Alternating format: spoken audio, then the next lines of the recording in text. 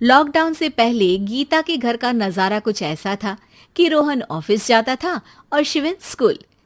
जिनके घर से जाने के बाद गीता काम खत्म करके बाकी समय आराम करती थी।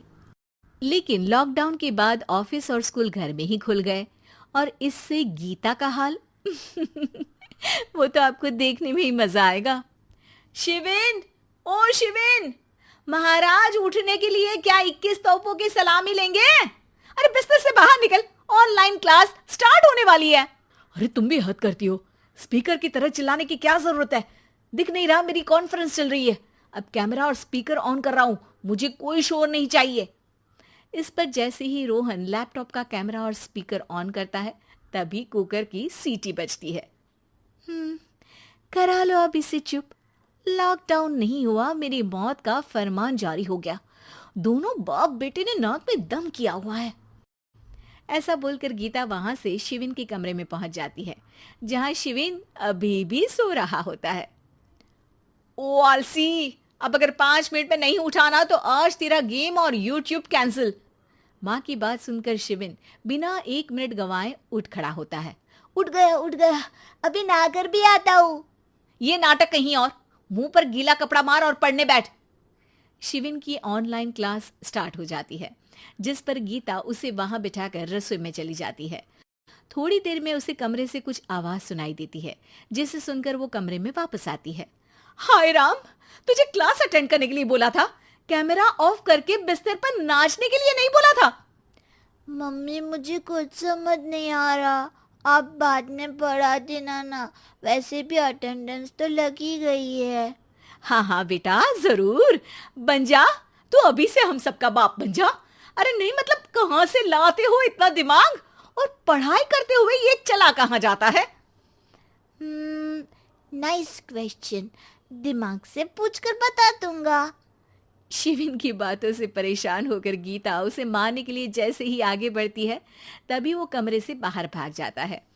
अब शिविन आगे आगे और गीता हाथ में चप्पल पकड़े उसके पीछे पीछे पूरे घर में दोनों घूम रहे होते हैं।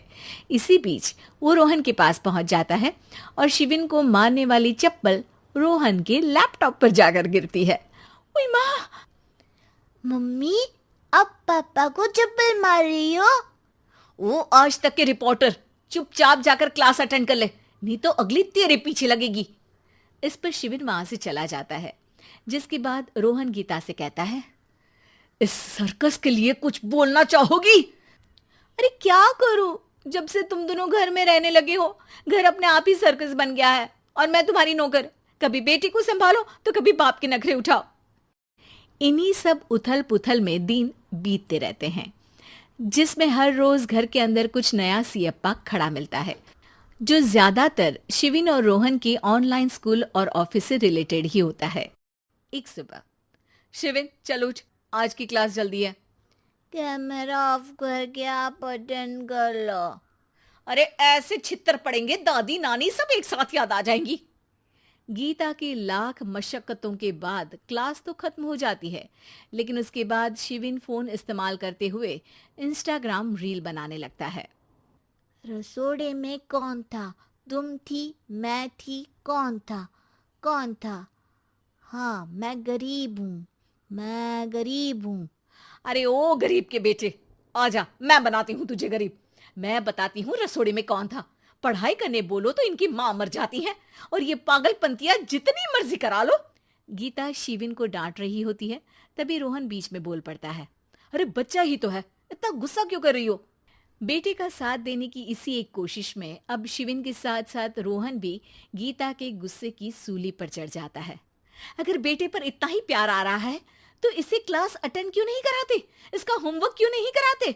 उस समय तो बहुत जल्दी मीटिंग आ जाती है, वो काम मैं करूं और यहाँ इस बेफिजुली की चीज में तरफदारी करके बन जाओ महान। हे भगवान, कोई तो इनके ऑफिस और स्कूल खुलवाओ, मैं इन्हें और घर में नहीं सह सकती। अरे कुछ और मांग लेती, क्योंकि तुम्हारी ये विश इस साल तो पूरी होने से रही, कोरोना। हाय नास बेटे ने जिंदगी ही बर्बाद कर दी। खाए कोई पचाए कोई, कल मुझे चुन चुन कर सबको मेरी बद्दुआ लगेगी। उन्होंने दुनिया का और इन बाप बेटे दोनों ने मेरा जीना मुश्किल कर दिया।